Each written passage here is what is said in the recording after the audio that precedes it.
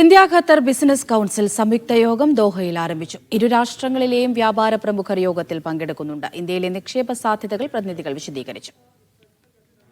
ABN കോർപ്പറേഷനെ represent ചെയ്തുകൊണ്ടാണ് ഞാനിവിടെ ദോഹയിലെത്തിയിരിക്കുന്നത്. ഇന്ത്യയും ഖത്തറും തമ്മിലുള്ള വ്യവസായ ബിസിനസ് സാധ്യതകൾ ഏതൊക്കെ രീതിയിലേക്ക് പരിവർത്തിപ്പിച്ചെടുക്കാമെന്നും ആ സാധ്യതകൾ ബിസിനസ്സുകാർക്ക്, ഇന്ത്യൻ ബിസിനസ്സുകാർക്കും അതുപോലെ തന്നെ ഖത്തറിലുള്ള ബിസിനസ്സുകാർക്കും ഏതൊക്കെ രീതിയിൽ ഉപയോഗപ്പെടുത്താം എന്നതിനെക്കുറിച്ചുമൊക്കെയാണ് ഇന്ന് ഇവിടെ ചർച്ച ചെയ്യാൻ പോകുന്നത്. വൈകുന്നേരം മിനിസ്റ്റർ പങ്കെടുക്കുന്ന, പീയൂഷ് ഗോയൽ പങ്കെടുക്കുന്ന ഒരു യോഗം നടപടികളോടുകൂടി ഇന്നത്തെ ഈ സെഷൻ അവസാനിപ്പിക്കും. 2 ദിവസത്തെ സെഷനാണ് ഇതോടനുബന്ധിച്ച് CAA സംഘടിപ്പിച്ചിരിക്കുന്നത്. മുഹമ്മദ് അബ്ബാസ് വിവരങ്ങൾ നൽകാനായി ചേരുന്നുണ്ട്. അബ്ബാസ്, ഈ യോഗം ആരംഭിച്ചു എന്നാണ് മനസ്സിലാക്കുന്നത്. യോഗത്തിൽ ആരൊക്കെയാണ് പങ്കെടുക്കുന്നത്? എത്രത്തോളം നിർണായകമാണ് ഈ യോഗം?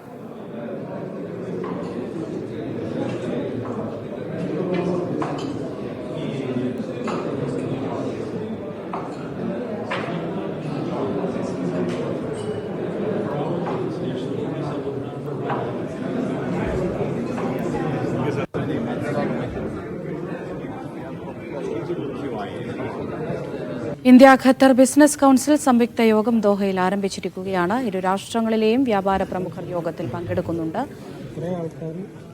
മുഹമ്മദ് അബ്ബാസ് വിവരങ്ങൾ നൽകും. അബ്ബാസ്, യോഗം ആരംഭിച്ചു എന്നാണ് അറിയുന്നത്. ആരൊക്കെയാണ് ഈ യോഗത്തിൽ പങ്കെടുക്കുന്നത്? യോഗത്തിന്റെ ലക്ഷ്യം എന്താണ്? വിവരങ്ങൾ എന്തൊക്കെ? വളരെ ഇന്ത്യയും ഖത്തറിനെ സംബന്ധിച്ചിടത്തോളം വളരെ സുപ്രധാനമായ ഒരു യോഗമാണ്.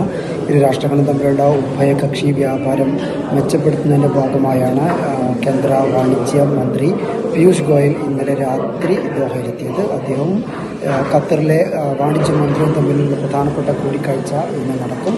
അതിന് മുമ്പോടിയായി നടക്കുന്ന ബിസിനസ് കൗൺസിൽ യോഗമാണ് നടന്നുകൊണ്ടിരിക്കുന്നത്. ഇന്ത്യയിലെയും ഖത്തറിലെയും പ്രമുഖ വ്യാപാര പ്രമുഖർ ഇന്നത്തെ ഈ ബിസിനസ് കൗൺസിൽ സംയുക്ത യോഗത്തിൽ പങ്കെടുക്കുന്നുണ്ട്. ഇന്ത്യയിലെ ഇൻവെസ്റ്റ്മെൻറ്റ് സാധ്യതകളെക്കുറിച്ച് ഇന്ത്യൻ സംഘം വിശദീകരിച്ചു.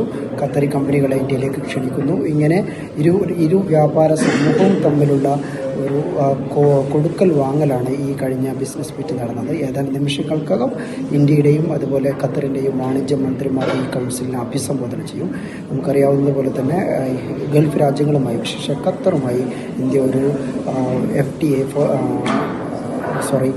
ഒരു സമഗ്ര വ്യാപാര കരാർ ഒപ്പുവെക്കുന്നുണ്ട്. സെപ്പ എന്ന് പറയും.